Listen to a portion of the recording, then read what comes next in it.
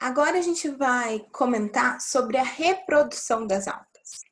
Então, as algas, elas podem se reproduzir tanto de forma assexuada, ou seja, sem fusão de gametas, quanto da forma sexuada. Primeiramente, vamos abordar a reprodução das algas de forma assexuada. Então, essas algas, elas podem se reproduzir de forma semelhante lá aos protozoários, às bactérias, num processo que a gente chama de divisão binária ou cisciparidade. A gente já viu esse processo. Então, é onde, a partir de um indivíduo, ele vai duplicando suas estruturas e ele forma dois indivíduos. Isso é chamado de divisão binária ou fissão binária ou cisciparidade. Existe ainda uma outra forma de reprodução assexuada das algas, que é chamada de fragmentação. Então, a partir de uma parte do indivíduo, como essas algas, por exemplo, multicelulares, dentro de cada uma dessas células, a gente encontra o material genético da alga, então ela perde um pedaço, ele se fragmenta, ele cai no substrato, e a partir desse pedaço, a gente tem a formação de um novo indivíduo. Então, as algas do tipo Chlorophytes, elas são comuns acontecer esse tipo de reprodução assexuada, que é chamada de fragmentação. Existe ainda um terceiro tipo de reprodução assexuada, que é chamada de zoosporia ou esporulação, formação de esporos. Então, a gente tem esse indivíduo adulto e ali dentro é formado o que a gente chama de esporo ou zoósporo, né? Aí é um esporo flagelado. E esse zoósporo, contendo esse material genético, ele se fixa no solo e ele vai, a partir dessa fixação, originar um indivíduo também adulto, tá? Então, não há fusão de gametas, então é a formação de um esporo com a mesma característica genética ali do indivíduo adulto e a gente tem a formação de um novo indivíduo, também um tipo de reprodução assexuada. E aí a gente chega nas reproduções sexuadas das algas. O primeiro tipo de reprodução sexuada é chamado de meiose zigótica. Ela é comum nas algas haploides unicelulares. Vamos ver como funciona. Então, essas algas, elas são os organismos adultos, são organismos haploides. O que significa isso? Um organismo haploide é aquele que apresenta um único conjunto de cromossomos. Esses indivíduos, né, haploides, eles se fundem, eles se juntam, ocorre a fusão do citoplasma deles e, consequentemente, do material genético, do núcleo, né, formando o que a gente chama de zigoto. Quando tem a fusão desses núcleos, a gente tem a formação de um zigoto, que é um zigoto diploide, ou seja, junta N, um conjunto cromossômico, mais N, né, e forma um zigoto 2N. N mais N, 2N, com dois conjuntos cromossômicos. A partir daí, esse zigoto, ele passa por um processo chamado de meiose, onde ocorre redução desse número diploide e formação de 4 células. Então, a partir dessa meiose, forma-se, então, os organismos jovens, né? Forma novos organismos jovens, novamente haploides, com a metade do número de cromossomos. E a partir desses organismos jovens vai se desenvolver o organismo adulto. Por que essa meiose é chamada de meiose zigótica?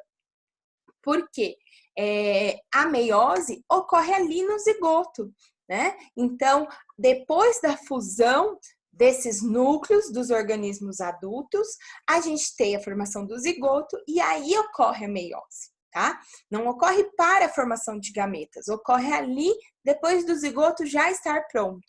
Então, isso é chamado de meiose zigótica. Um outro tipo de reprodução sexuada das algas é chamada de meiose espórica. Esse tipo de meiose ocorre bastante num tipo de alga verde chamado de uva, do gênero uva, tá?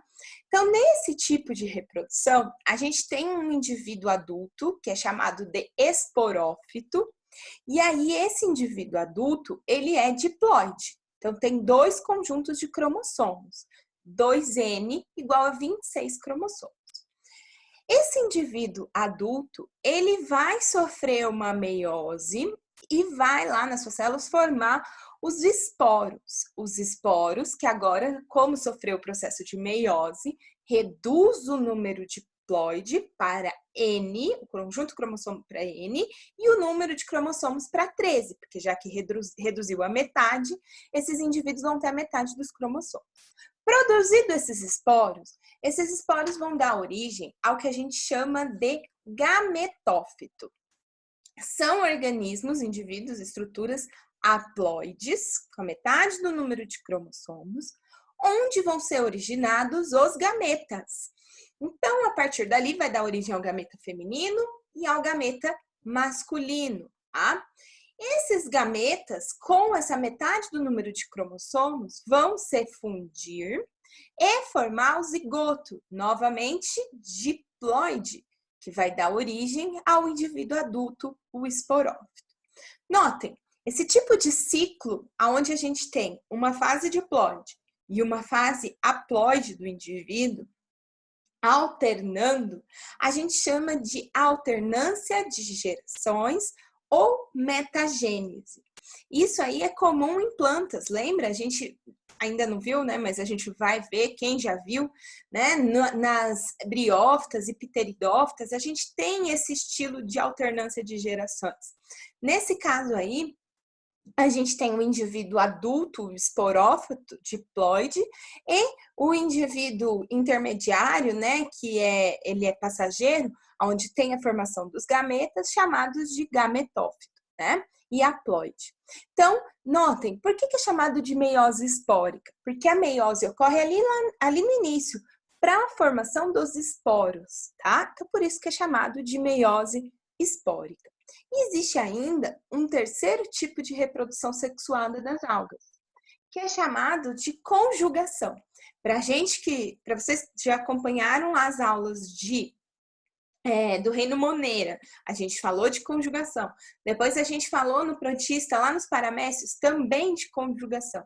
Aqui novamente, as algas elas podem se reproduzir por esse processo que é chamado de conjugação. Então, 2 algas, geralmente algas filamentosas, elas vão se parear e vai ocorrer a troca de material genético entre essas algas.